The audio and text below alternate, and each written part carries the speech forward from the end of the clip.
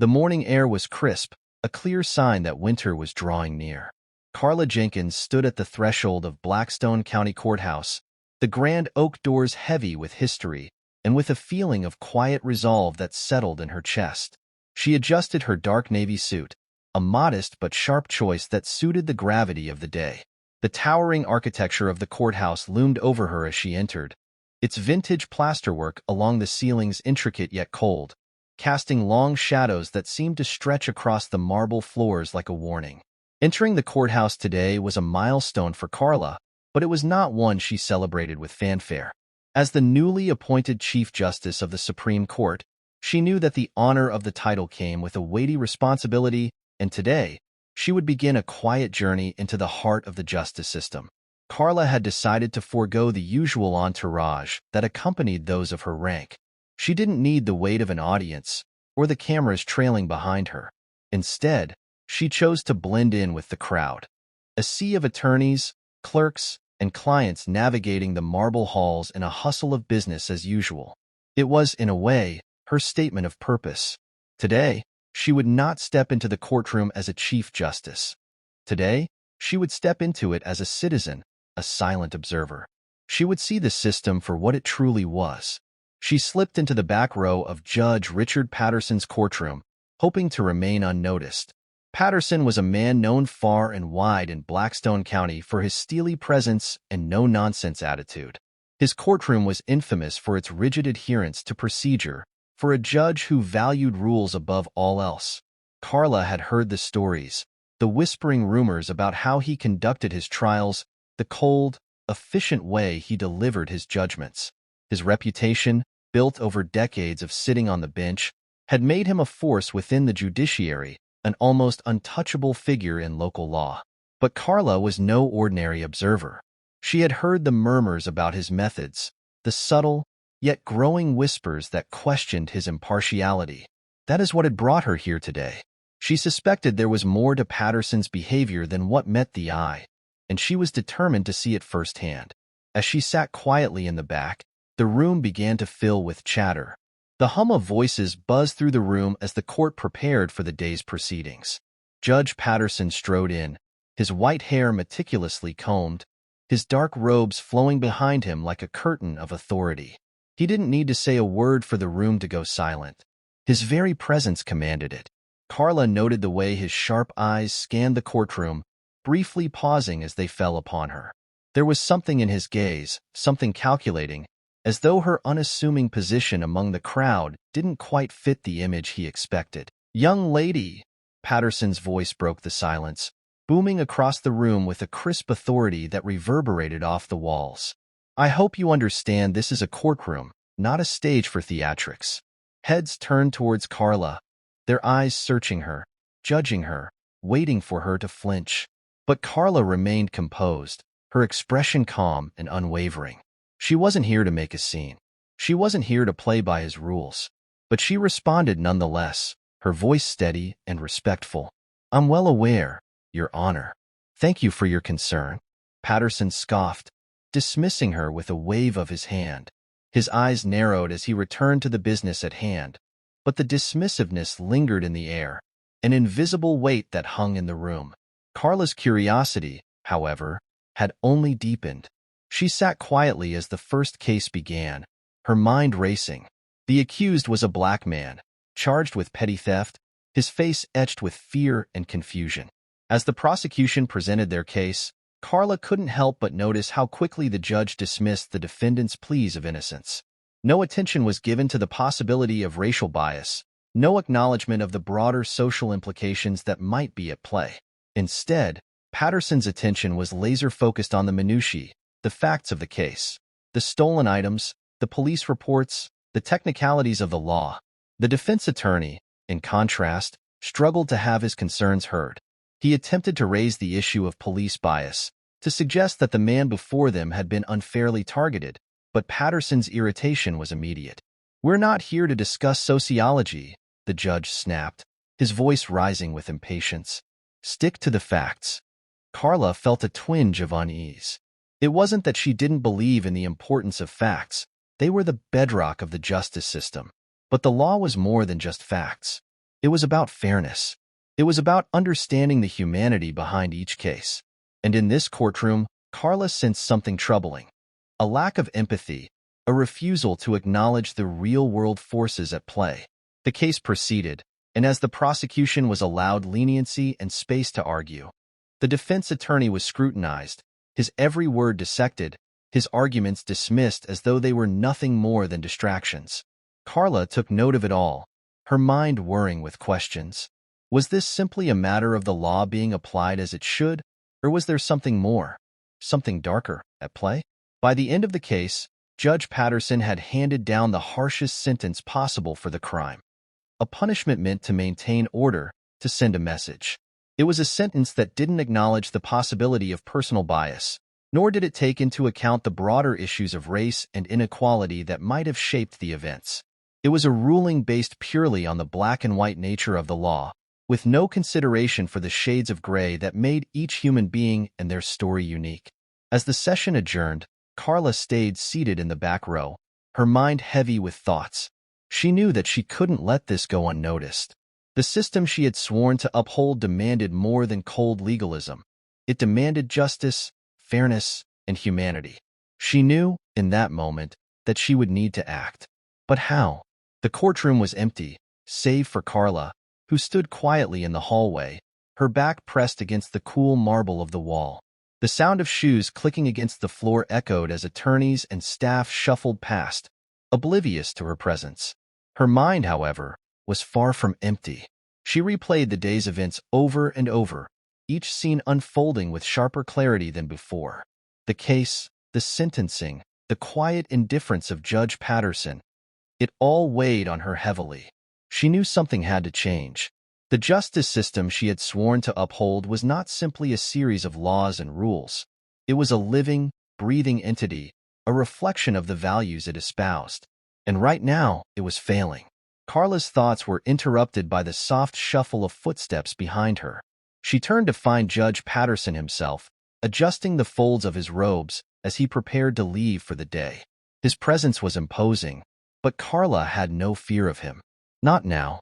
Not after what she had seen. She stepped forward, her heels tapping sharply against the floor as she approached him. Patterson didn't notice her at first, too preoccupied with the day's proceedings. But when he did, his eyes flickered with a momentary flash of surprise. He had not expected anyone to engage him, especially not someone as unassuming as Carla.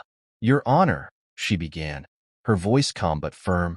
"May I ask you a question?" Patterson narrowed his eyes at her, sizing her up. It wasn't a glance of curiosity, but of judgment.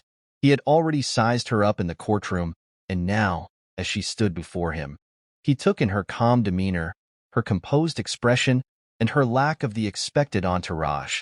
She was not like other high-ranking officials, he thought, but that was all the more reason to dismiss her. "If it's about the law and not emotions," Patterson growled, his tone sharp, "I'm listening." Carla's response came without hesitation, her voice clear, yet measured. "How do you address systemic discrimination when it's evident in a case before you?" Patterson's face twisted in disdain. He waved a hand dismissively, as if she were a child asking an irrelevant question. "The law," he snapped, "has no room for personal feelings or racial issues. Facts guide us, nothing more." The words stung more than Carla had expected. She could see in Patterson's eyes that he believed what he said, and that belief was a dangerous one. There was no room for compassion in his version of justice, only the cold, unyielding application of the law, no matter the circumstances. It was an ideology that had permeated the court for far too long. Carla stood her ground, her resolve hardening. And when the facts themselves are tainted by bias, when the law is applied unevenly, based on race, class, or circumstance, Patterson's face flushed, and he scoffed, his lips curling into a sneer. "Then we have a breakdown of society. But that's not my concern. My job is to apply the law, and I do it fairly. We're not here to debate sociology or politics." Carla's mind raced. She had come here expecting to hear such dismissal, but hearing it from someone so entrenched in the system, someone who held so much power, only cemented her belief that change was necessary. This wasn't just about one judge. This was about a system that had been allowed to perpetuate harm for far too long, unchecked and unchallenged. And Carla knew, deep down, that if she didn't take action, no one else would. That night, as she returned home to her modest apartment, Carla pulled out a notebook and began to write. She had already seen enough, too much, to ignore. She documented the events she had witnessed in the courtroom. The biased remarks, the harsh sentencing, the way Patterson allowed prejudiced language to go unchecked. She knew she couldn't take this on alone, not without evidence, not without a clear record of what had happened. Over the next several days, Carla returned to the courthouse, sitting quietly in the back rows of different courtrooms, observing, taking notes. She watched as Patterson continued his reign of cold, unbending justice. Each case, each verdict, seemed to fit into the same pattern. The same disdain for those who didn't fit the mold of ideal defendant in his eyes. His tolerance for the prosecution's inflammatory language was matched only by his contempt for the defense attorneys, whose every argument seemed to be dismissed with a sneer. One case in particular stood out to Carla, a black teenager, no older than 17, accused of assault. The prosecutor had painted him as a menace to society, a stereotype of criminality and aggression. The defense attorney, a young woman who spoke with passion and conviction, argued that the teenager had acted in self-defense, that the violence had been provoked. But Patterson didn't care for the details. He wasn't concerned with the young man's life, his upbringing, or the environment that had shaped him. He was concerned only with the law as he saw it, cold, unmoving, impersonal. When the defense raised the issue of the prosecutor's inflammatory language, Patterson didn't even flinch. He didn't address the racial bias embedded in the language. Instead, he barked, "This isn't a political debate. Stick to the facts." Carla's pen flew across the pages of her notebook as she documented each instance. The patterns were undeniable, the bias unmistakable. Patterson was a judge whose judgment was clouded by his own prejudices, by a rigid belief that the law existed in a vacuum, devoid of the human conditions that shaped the world around it. Later, Carla shared her concerns with a trusted defense attorney she had met in the courthouse. His eyes widened when she spoke of Patterson's conduct. "This judge's bias is undeniable," Carla said, her voice firm. "His cases must be reviewed." But before the attorney could respond, Carla noticed Patterson approaching from behind. He had overheard her conversation. His face twisted with anger, his voice low and threatening. "If you think you know more about the law than I do," he snarled, "why aren't you sitting on the bench yourself?" Carla met his glare without hesitation, her voice unwavering. "Perhaps," she said softly, "that's only a matter of time, Your Honor." Patterson's eyes widened in shock, and then, in an instant, his anger flared. He stormed off, muttering curses under his breath, leaving Carla standing resolute in the hallway. Whispers filled the air, spreading like wildfire through the courthouse. There was a new force in town, someone who dared to challenge the unchallenged.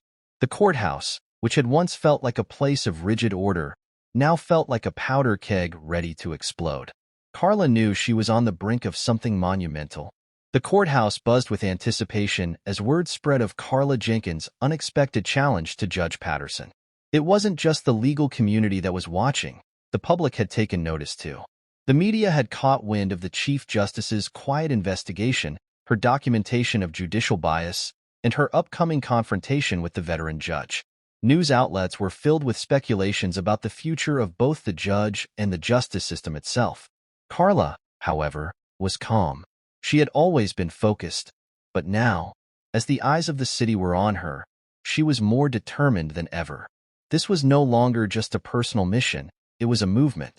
And movements, she knew, didn't begin with grand speeches or gestures. They started with small, deliberate actions. Her actions. A week passed since her first encounter with Judge Patterson, and Carla had used every moment to solidify her position. The Supreme Court's review process, which had initially seemed daunting, was now within her reach. She had spent long nights in her office, poring over case files, consulting with her colleagues, and strategizing her next move. There could be no room for error. This wasn't just a matter of law. It was a matter of trust. The public trust in the legal system had been shattered, and Carla was determined to rebuild it. The day of reckoning arrived with the weight of both history and responsibility.